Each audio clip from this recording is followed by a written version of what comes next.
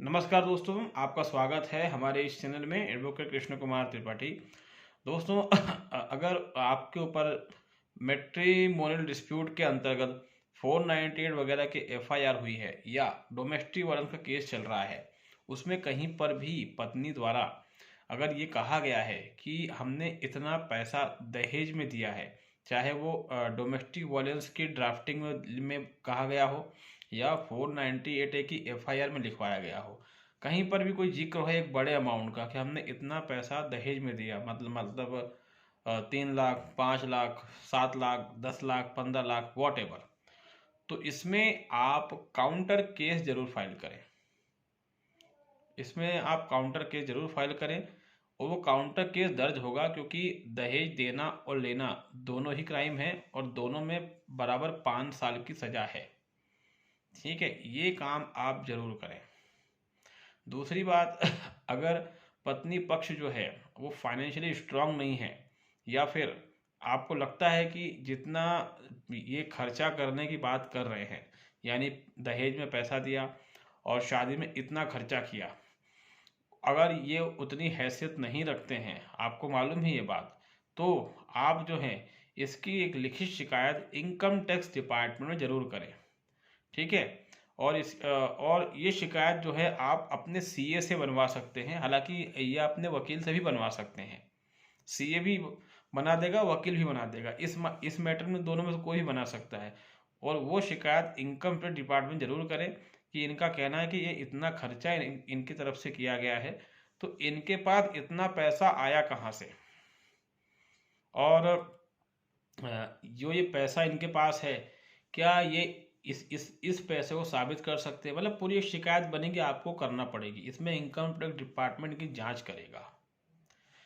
Another thing is that कि ये जितने पैसे का दावा कर रहे हैं कि हमने इतना पैसा दिया था, जो भी कहते हैं 2 लाख, 5 लाख, 10 लाख, 15 लाख, 25 लाख, तो इनकम टैक्स का जो प्रोविजन है इनकम टैक्स एक्ट में, जिसमें साफ कहा गया है कि 20,000 के ऊपर का लेन देन आप जो है नगद नहीं करेंगे, या तो उसको इलेक्ट्रॉनिकली ट्रांसफ़र करेंगे या ऑनलाइन या फिर बाय चेक, ये कहा गया है।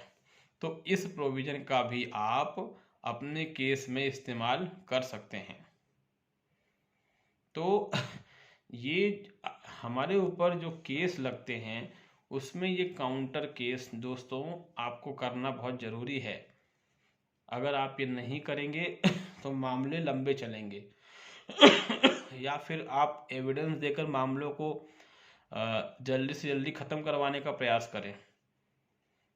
अन्यथा क्या होगा कि ये मामले लंबे ही चलेंगे और आप में से हर किसी की एक शिकायत रहती है कि हमारा वकील हमारी नहीं सुनता है और वो अपने हिसाब से केस चलाता है और वो चाहता ही नहीं कि केस ख़त्म हो, वो हम पे कॉम्प्रोमाइज़ का दबाव बनाता है। ये शिकायत जो है फैमिली मैटर्स में मैंने तो लगभग सबके ही मुंह से सुनी है, शायद ही कोई ऐसा मिला हो मुझे जो ये शिकायत ना करता हो। तो आपकी ये शिकायत बिल्कुल सही है, मैं इससे सहमत हूँ, क्योंकि ये जो मैटर्स होते हैं इसमें मतलब मेजोरिटी एडवोकेट की ये मेंटलिटी होती है कि जो ये मैटर है इसमें कॉम्प्रोमाइज़ होगा और एक अमाउंट मिलेगा, उसमें जो है अपन अपना परसेंट वगैरह जो भी है फिक्स कर लेंगे। तो ये काउंटर केस करना आपके लिए ज़रूरी है। उसके अलावा अगर वाइफ के द्वारा आपको धमकी दी जा रही है कि मैं आत्महत्या कर लूँगी, जहर खा लूँगी, झूठे केस लगा के तुम्हारी लाइफ बर्बाद कर दूँगी, तो आप सेक्शन 506 की एफआईआर करवाएं। एफआईआर अगर नहीं हो रही है तो सीधा कोर्ट में 156(3) और सेक्शन 200 के तहत एक प्राइवेट कंप्लेंट दायर कर दें। और मेन बात यह है कि हाँ, कई लोग ये सोच लेते हैं कि उससे क्या होगा, इससे क्या होगा। अरे कुछ होगा या नहीं होगा इस पर दिमाग मत लगाइए। अगर आपने इतने केस करे होंगे तो इसका आपके केसों में जो पत्नी आपके खिलाफ कर रही है या करने वाली है उस पर बहुत असर पड़ता है। इसलिए ये व्यर्थ की सोच में ना पड़े, क्योंकि कई लोग बोलते हैं कि कुछ नहीं होता है ये सब करने से, ऐसा नहीं है। आप ये करेंगे और उसको सही तरीके से कोर्ट में पुटअप करेंगे, उसमें पॉजिटिव रिजल्ट निकल के आता है। एक भी केस जो आपके द्वारा लगाया गया है, एक भी केस अगर आपके फेवर में डिसाइड हो गया तो बीवी चारों खाने चित हो जाती है, मगर हम करना ही नहीं चाहते। आप सेक्शन 406 का इस्तेमाल भी कर सकते हैं, जो धारा 406 है, जिसमें कि जनरली अधिकतर पत्नियां उसको स्त्री धन के लिए यूज़ करती हैं, उसका इस्तेमाल आप भी कर सकते हैं। आप भी लगा सकते हैं वाइफ पर कि ये मेरे ये सामान लेके गई है, मेरी सोने की चेन लेके गई है, मेरी ये अंगूठी सोने की थी इसको लेके गई है, मेरी ये घड़ी थी, मेरा इतना अमाउंट था, मेरा ये चीज़ थी, वो चीज़ थी। इसमें भी आपको पुलिस के पास जाना पड़ेगा, और सीधी सी बात है पुलिस तो किसी मामले में एफआईआर नॉर्मली करती नहीं है, ठीक है। तो लेकिन हमारी ड्यूटी कि हम पुलिस में शिकायत कर दें, पुलिस और एक लिमिटेड टाइम पीरियड बाद अगर पुलिस ने कोई कार्रवाई नहीं करी तो जो पुलिस के बड़े अधिकारी हैं वहाँ शिकायत कर दें, और उसके बाद सीधा हम कोर्ट पहुँच जाएं और कोर्ट में जाकर हम प्राइवेट कंप्लेंट लगाएं। जब इस तरह के आप केसेस करेंगे, काउंटर केसेस, तभी जो है आपकी जो वाइफ है उस पर इसका तगड़ा असर होगा। और अगर आपने कई काउंटर केसेस करे होंगे और उसको सही तरीके से आप रिप्रेजेंट करेंगे और कोर्ट को समझाने का प्रयास करेंगे तो सभी भले ना सही लेकिन कई केस ऐसे होंगे जो आपके पक्ष में रजिस्टर्ड हो जाएंगे और डिसाइड भी हो जाएंगे, और ये भी हो सकता है कि सभी हो जाएं। और मैंने तो जैसा कहा कि एक भी अगर हो गया तो आपकी वाइफ को मतलब मज़ा आ जाएगा, फिर तो क्या कहें, फिर तो उस केस में जैसा आप चाहेंगे वैसा ही होगा। तो कुछ लोग ऐसा कहते हैं, जैसे कई लोगों से हमारी बातचीत होती है तो वो कहते हैं कि नहीं सर हम झूठा केस नहीं करेंगे, हम अच्छे लोग हैं, हम शरीफ लोग हैं, हम झूठा केस नहीं करना चाहते, हमारी फैमिली में ऐसी एजुकेशन नहीं दी गई है। ऐसी बहुत सारी बातें लोग करते हैं। देखिए क्या होता है कि आपको अगर कांटा चुभ जाता है तो आपको कांटे से ही कांटा निकालना पड़ता है, ठीक है। आप तलवार लेके तो आते नहीं हो कांटा निकालने के लिए, आप कांटे के लिए किसका इस्तेमाल करते हो, सुई का इस्तेमाल करते हो। सुई क्या है, एक तरीके का कांटा ही होता है जो लोहे का बना हुआ रहता है, ठीक है। तो कांटा आपको चुभ जाए तो आपको कांटे का इस्तेमाल करना पड़ता है। आपको किसी ने जहर खा लिया है तो उसको बचाने के लिए डॉक्टर उसकी बॉडी में जहर ही डालते हैं, पता है आपको, एंटी वेनम बोलते हैं इसको। वो भी जहर ही होता है क्योंकि जहर से ही जहर को काटा जा सकता है। लोहे को काटना तो लोहे का इस्तेमाल करना पड़ता है। उसी तरीके से दोस्तों अगर आपको ये लड़ाइयाँ जीतनी हैं तो आपको सामने वाले के दिमाग से खेलना पड़ेगा। जिस रास्ते पर वो चल रहा है उसी रास्ते पे आपको चलना पड़ेगा। कोई बंदूक लेके आपसे लड़ने आया है तो आप तलवार लेकर उससे लड़ने नहीं जा सकते, आप मारे जाओगे। आप कहो कि हम तो तलवार से लड़ेंगे, हमारी तो परंपरा है, हमारी फैमिली का एजुकेशन है, तो ऐसा नहीं होता है।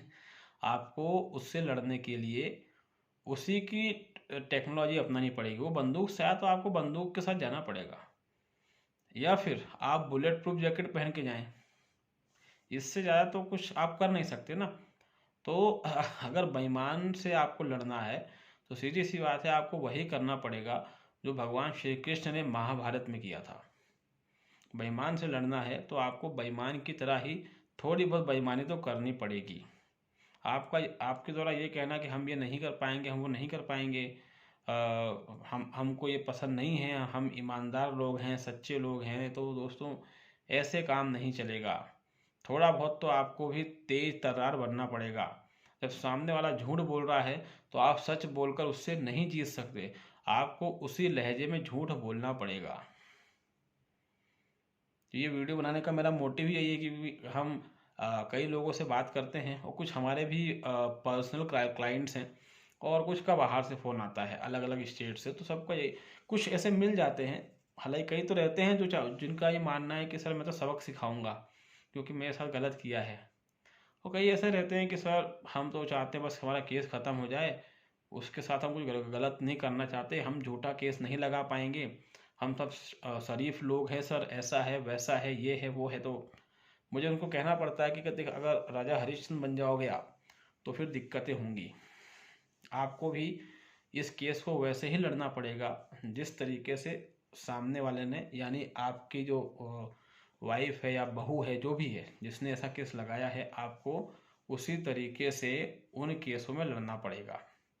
अगर आप वैसे नहीं करते हैं तो फिर ये है कि कहीं ना कहीं आपका केस कमज़ोर होगा। जब आप उसको कांटे की टक्कर देंगे, उसी की भाषा में उसे लड़ेंगे, डेफिनेटली आपका मामला कहीं ना कहीं आके सेटल होगा, ख़त्म होगा। ठीक। हम चाहते हैं कि हमें उसे पैसा ना देना पड़े, हम उसके सामने झुकना भी नहीं चाहते। तो ये सब आप तभी कर सकते हैं जब आपने अपनी तरफ से तगड़े काउंटर केस फाइल किए हों, तभी आप ये काम कर सकते हैं। और उसके अलावा जो केस उसने लगाए हैं, उन केसों को भी आपको अच्छे से चैलेंज करना, टाइम टू टाइम उस पर एविडेंस देना, उसके खिलाफ एविडेंस देना, डिस्चार्ज एप्लीकेशन वगैरह लगाना, और एनी हाउ उन केसों को जल्दी से जल्दी या तो ख़त्म करवा लेना या कोर्ट वगैरह डिसमिस करवा लेना, जैसा भी आपको लगे। इन सभी तरीकों के साथ जब आप इन केसों को लड़ेंगे दोस्तों, तभी आप केस जीत पाएंगे। और जैसे कि हम तो, अगर हमारे पास कॉल आता है तो हम एडवाइस देने का काम करते हैं। अगर हमारे शहर या उसके आसपास का केस हो तो डेफिनेटली हम अपीयर होते हैं, हम लड़ते भी हैं। लेकिन आउट ऑफ स्टेशन हमारे लिए इतना पॉसिबल नहीं है, तो उसमें हमारी यही सलाह है कि जो भी आप हमसे सलाह मांगते वो तो हम देंगे आपको, और जो हेल्प हम कर सकते वो तो हम करेंगे।